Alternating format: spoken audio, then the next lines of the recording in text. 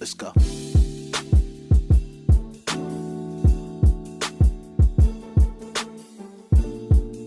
Hey, what's going on, everybody? Welcome to Rejection is a Bitch podcast, episode 5. My name is Mel. I'm a master life and relationship coach, and I partner with divorcees facing rejection to help them discover acceptance within. And today's topic is mama trauma. Yeah, I know that sounds juicy. Let's get right into it. But before we begin, please hit that like button for your boy, subscribe or follow, comment your thoughts in the comment section below. I want to hear what you have to say on this topic and share this with at least one person. Comedian Chico Bean recently went on a popular radio show, The Breakfast Club. His dating preferences were brought up during that conversation, and let's take a listen to that to see what he had to say. Be in a relationship. Or so. you don't never want to be in a relationship? No, not even live why with would I- her? girlfriend? No, why would I do that? That is no. Look at my man over in the corner. You wish somebody would have said that on the mic before. He from No. Ghana. He want 5 wives. Oh, good for you. Good for you. As long as you can afford them, you should be able to So have you don't them. want to live with anybody? No. I don't. Nuh-uh. You know, like I said, I get most of my, interaction and relationship, dependence from the environment that I come from rather. And I watched my mother go through my whole life, never finding a man to keep it real with her and tell her exactly what it was that was going on. So I'm out here just trying to be the nigga that my mother never had. I don't have no lies to tell you. I don't have no lies to tell you. I feel like if somebody would have gave Wanda the opportunity, she would have been a hell of a soldier for somebody who was worth it, and it would have made our life easier. So for me, I don't have no lies to tell you. You're not going to be the only woman that I ever. That's it. It's illogical to me to even allow a woman to think that if I love you and care about you, there's no way I would allow you to think that as a man that you are going to be the only woman that I want to deal What with. if she's okay with you dating other people? Well, that's cool, but the thing is, I'm going to be honest with you about that from the jump. My goal, my whole mantra is no victims, only volunteers. You'll never be a victim to no bullshit, only a volunteer to my truth. So you have a choice as to whether or not you want to deal with me or not, but you have to understand that you won't be the only woman that I deal with. Now, wait a minute, ladies and gentlemen. Help me out. Did he just blame his mother for his relationship issues? That's what it sounded like to me. I don't know about y'all. It sounded like he just blamed his mother for his relationship issues. Now, first off, let me say that Mr. Bean has every right to choose whatever path he wants. By no means is anything I'm saying applying right or wrong to his personal preferences. Secondly, let me say, I mean absolutely no disrespect to Mr. Bean or his mother. With that said, let's break this down. Now, first off, he says he never wants to be in a relationship. Now, this is a prevailing thought, of course, more and more with millennials. The idea of a long-term relationship in marriage is not on the priority list of most millennials. According to PewResearch.org, studies taken as recent as May of 2020 says a majority of millennials are not currently married, marking a significant change from past generations. Only 44% of the millennials were married in 2019, compared to 53% of Gen Xers, 61% of boomers, and 81% of silents at a comparable age. Now take a listen to this. Black millennials are far less likely to be married than millennials in any other racial ethnic group. That's at 24% compared to 51% of Asians, 48% of whites, and 42% of Hispanic millennials. The racial and ethnic pattern is similar for older generations, but the gap between black adults and others have widened since 1968.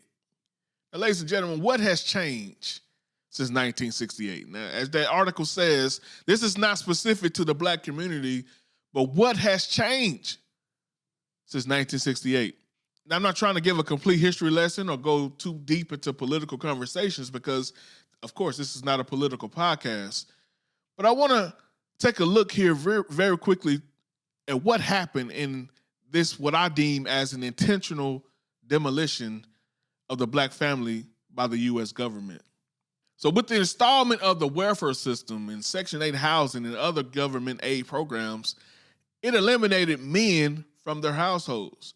For a lot of these programs, for the women to receive their assistance, they could not be married. So what would happen, the women would either leave their man or hide their man in order to keep the assistance. Let me be fair and say some of these men willfully volunteered to leave their homes. They willfully were a part of this scam.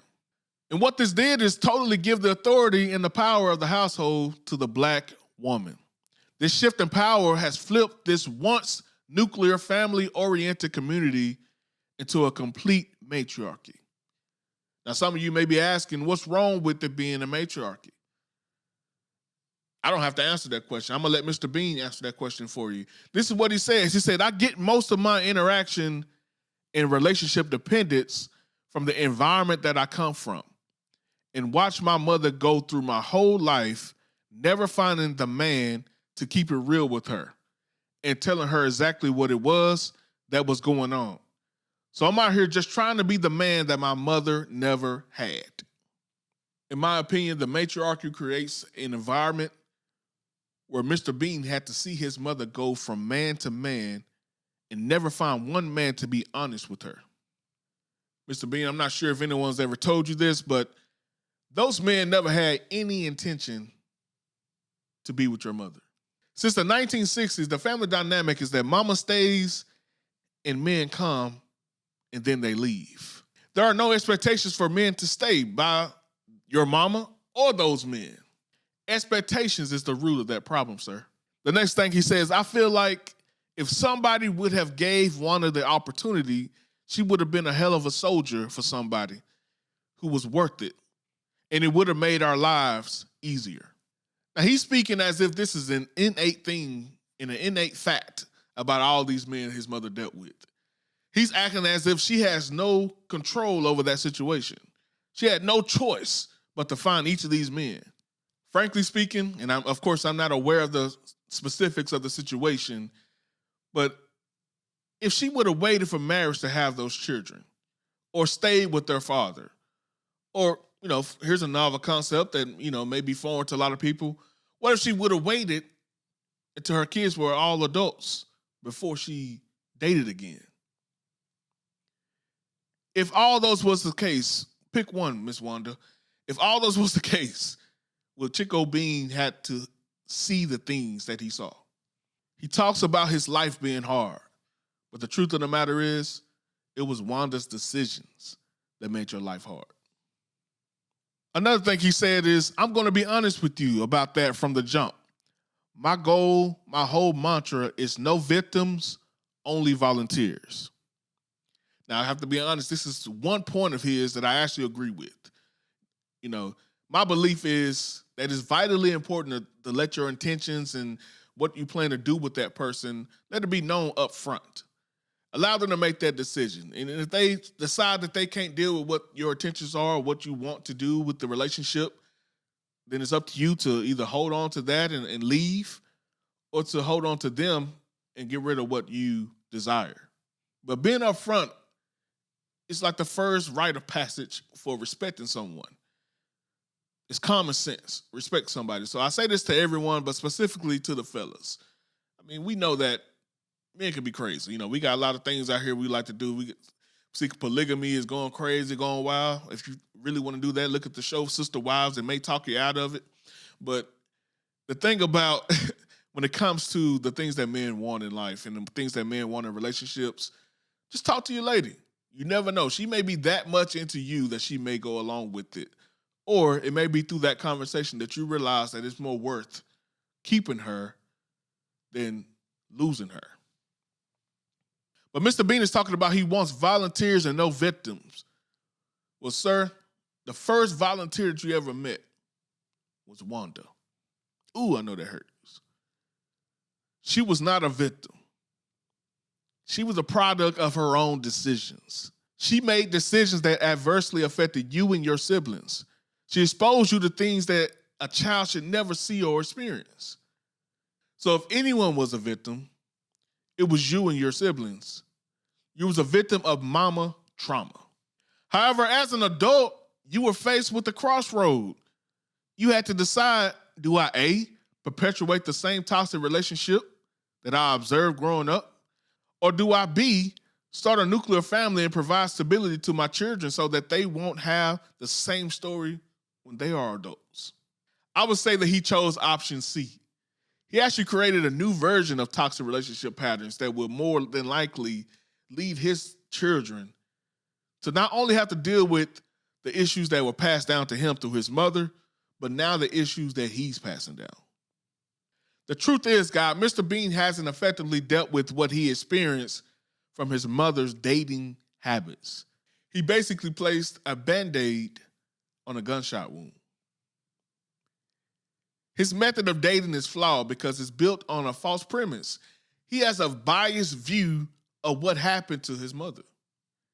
So he built up a way that he won't become the same man that his mother dated. Let's be real honest here. Truth be told, every woman that he dates is Wanda. He is dating women that voluntarily don't require any type of commitment from him. I have this mantra and this saying that I say to myself all the time that prevents me from recreating some of the things that I saw growing up. What we hate, we recreate. What we hate, we recreate. Mr. Bean is harboring hatred for those men and harboring hatred towards the circumstances that he grew up in. Based on his mother's decisions is how he got into those circumstances, but he is harboring hatred towards that. And in turn, he recreated an updated version of that same circumstance. And my ultimate question to all of us is, what does our parents' relationship history and choices have to do with us? The reality is Mr. Bean is not alone. Millennials all over America are fearful that we will end up just like mom and dad, that we will be hurt just like mom was, that we'll be used just like dad was used. They believe that marriage is a scam overall. They believe that marriage is a scam and overrated. They believe that divorce is the inevitable outcome. And all of that may be very well true. But I want to know, is that your story, or is that the horror story that you have experienced through your parents? Is that true for you? Have you accepted that as your reality? If so, why have you? This doesn't have to be the case. Mama's trauma has nothing to do with you. Let's be frank, we have our own trauma to deal with. Why carry on someone else's baggage? And I'll be honest, at one point, this was a hard lesson for me to accept. It took two things in my life for me to finally get over my mama's trauma. The first thing I did was I applied this quote to my life, to every aspect of my life. The greatest freedom is the freedom of choice. And I used that on the podcast before, but it's really true. The greatest freedom is the freedom of choice. Mama made her choices, and she's now a product of her choices. It's so easy to put someone in a victim narrative. It's so easy to see the excuses and the reasons and the factors behind someone's issues. But until we let them go and understand they made their choice, so that allowed them to get those outcomes, what does that say about us? If you're still holding on to their choices, what freedom do you have? The freedom you have is what you choose to do from here. Do you allow yourself to linger and to feel the pain of mama crying at night? I know that was true for me. Saw my mother crying through several relationship issues she had, and I took the brunt of that. Took it personal. Like, I would never let a woman go through what my mom is going through now. And what I hated, I recreated. That was part of the reason that led me down to divorce, my first marriage. Don't recreate what you hate. And the second thing I did, I talked this through with the professional coach. I had to partner with someone, had to get some things out. Everyone around here, no shade to anyone, but everyone's calling themselves a coach nowadays, which is true. But not everyone, not like I said, no shade, but not everyone has a certification. And with certified coaching, it's not advice. It's not telling you what you should do, how you should go, what you should feel. It's allowing you to express yourself and asking specific questions that allows you to find the answers that lie within. The answers are within. Every one of us have a spiritual nature about us, and there may be some things in us that need to be unlocked. That's what coaching does for us. And if you're ready to take that step, if you understand that you have mama trauma, if you had daddy issues, you have some things that you're holding on from your parents, if you're ready to take that step, I encourage you to contact me. I want to be your coach. You can contact me on my website, lifecoachingbymel.com. My email, melcoaching@yahoo.com. Or DM me on any platform that you may be watching this on. Let's connect today. Let's grow.